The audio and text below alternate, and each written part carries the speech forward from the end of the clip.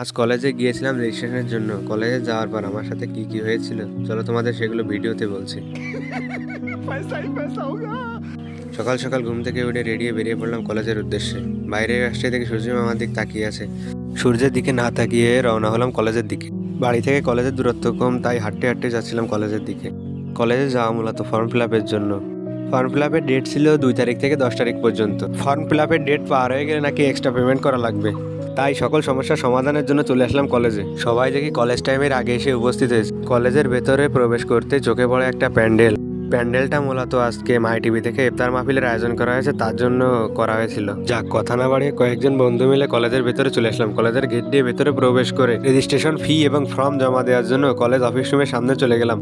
Office রুমের সামনে notice বোর্ডে ফর্ম ফিল আপ সংক্রান্ত সকল তথ্য দেওয়া ছিল। ফর্ম জমা দিতে প্রায় 12টা বেজে গিয়েছিল। ফর্ম জমা দিয়ে এখন বাড়ির উদ্দেশ্যে রওনা হলাম। এমন আরো মিনি ব্লগ পেয়ে চ্যানেলটাকে সাবস্ক্রাইব করে রাখো। দেখা হবে সামনের কোনো ইন্টারেস্টিং মিনি ব্লগে।